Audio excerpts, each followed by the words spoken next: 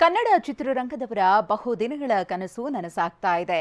ಚಿತ್ರನಗರಿ ಆಗಬೇಕೆಂಬ ಆಸೆಯನ್ನ CM ಸಿದ್ದರಾಮಯ್ಯನವರು ಈಡೇರಿಸಲು ಅಸ್ತು ಎಂದಿದ್ದಾರೆ.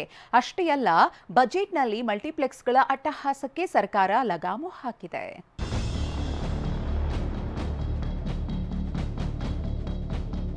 ಅಲ್ಲಿ ಪರ್ಮಿಷನ್ ಕೊಡ್ಬೇಡ ಅಂತ ಥಿಯೇಟರ್ ಸಿನಿಮಾನೇ ನಡೆಯಲ್ಲ, ಒಂದು ಶೂಟಿಂಗೇ ನಡೆಯಲ್ಲಪ್ಪ.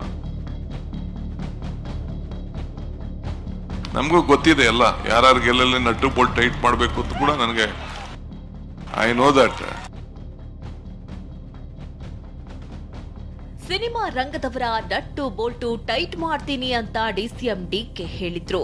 ಇದರ ಬೆನ್ನಲ್ಲೇ ಬಜೆಟ್ನಲ್ಲಿ ಚಿತ್ರರಂಗದ ಸ್ಟಾರ್ ನಟರ ದೊಡ್ಡ ಬಜೆಟ್ನ ಚಿತ್ರಗಳಿಗೆ ಸಿಎಂ ಶಾಕ್ ಕೊಟ್ಟಿದ್ದಾರೆ. ಮಲ್ಟಿಪ್ಲೆಕ್ಸ್ಗೆ ಏಕರೂಪ ಟಿಕೆಟ್ ದರ ₹200 ಫಿಕ್ಸ್. ಸ್ಟಾರ್ ನಟರ ಬಿಗ್ ಬಜೆಟ್ ಚಿತ್ರಗಳಿಗೆ ತಟ್ಟುತ್ತಾ ಶಾಕ್. ಹೌದು, ಮಲ್ಟಿಪ್ಲೆಕ್ಸ್ಗಳಲ್ಲಿ ಮನಸೋ ಇಚ್ಛೆ ಟಿಕೆಟ್ ದರ ವಸೂಲಿ ಮಾಡ್ತಿದ್ರು. ಸ್ಟಾರ್ ನಟ ಬಿಗ್ ಬಜೆಟ್ ಚಿತ್ರಗಳಿಗೆ ಟಿಕೆಟ್ ರೇಟ್ ಸಿಕ್ಕಾಪಟ್ಟೆ ದುಬಾರಿ ಇರ್ತಾ ಇತ್ತು. ಇದಕ್ಕೆಲ್ಲ ಈ ಬಜೆಟ್ನಲ್ಲಿ ಕಡಿವಾಣ ಹಾಕಲಾಗಿದೆ.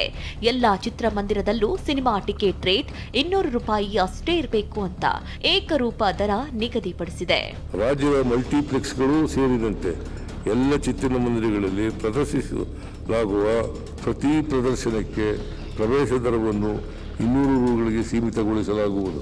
ಕನ್ನಡ ಚಿತ್ರರಂಗಕ್ಕೆ ರಾಜ್ಯ ಸರ್ಕಾರ ಇನ್ನೂ ಹಲವು ಗಿಫ್ಟ್ಗಳನ್ನ ನೀಡಿದೆ. ಕನ್ನಡ ಸಿನಿಮಾಗಳಿಗೆ ಸರ್ಕಾರ OTT ವೇದಿಕೆ ಸೃಷ್ಟಿಸಲು ನಿರ್ಧರಿಸಿದೆ. ಹಾಗೆ ಬೆಂಗಳೂರಿನ ನಂದಿನಿ ಲೇಔಟ್ನಲ್ಲಿ 2.5 ಎಕರೆ ಜಾಗದಲ್ಲಿ ಮಲ್ಟಿಪ್ಲೆಕ್ಸ್ ನಿರ್ಮಾಣವನ್ನ ಘೋಷಿಸಿದೆ. ಇದರೊಂದಿಗೆ ಸಾಮಾಜಿಕ, ಚಾರಿತ್ರಿಕ, ಸಾಂಸ್ಕೃತಿಕ ಮೌಲ್ಯ ಬಿತ್ತುವ ಸಿನಿಮಾಗಳನ್ನ ಡಿಜಿಟಲ್, ನಾನ್ ಡಿಜಿಟಲ್ನಲ್ಲಿ ಸಂರಕ್ಷಿಸಲು 3 ಕೋಟಿ ವೆಚ್ಚದಲ್ಲಿ ಚಲನಚಿತ್ರ ಭಂಡಾರ ಸ್ಥಾಪಿಸಲಾಗುತ್ತಂತೆ. ಅಲ್ಲದೆ ಅಂತಾರಾಷ್ಟ್ರೀಯ ಮಟ್ಟದ ಚಿತ್ರನಗರಿಯನ್ನ 500 ಕೋಟಿ ವೆಚ್ಚದಲ್ಲಿ ಮೈಸೂರಿನಲ್ಲಿ ಸ್ಥಾಪಿಸುವುದಾಗಿ ಘೋಷಿಸಲಾಗಿದೆ. ಇದರೊಂದಿಗೆ ಸಿನಿಮಾ ಕ್ಷೇತ್ರ ಉದ್ಯಮವೆಂದು ಪರಿಗಣಿಸಿ ಕೈಗಾರಿಕೆ ಸೌಲಭ್ಯ ಕೊಡಲು ನಿರ್ಧರಿಸಿದೆ. ಸಾಮಾಜಿಕ, ಚಾರಿತ್ರಿಕ, ಸಾಂಸ್ಕೃತಿಕ ಚಿತ್ರಗಳ ಸಂರಕ್ಷಣೆಗೆ 3 ಕೋಟಿ ವೆಚ್ಚದಲ್ಲಿ ಚಲನಚಿತ್ರ ಭಂಡಾರ ಸ್ಥಾಪನೆಗೆ ನಿರ್ಧರಿಸಲಾಗಿದೆ.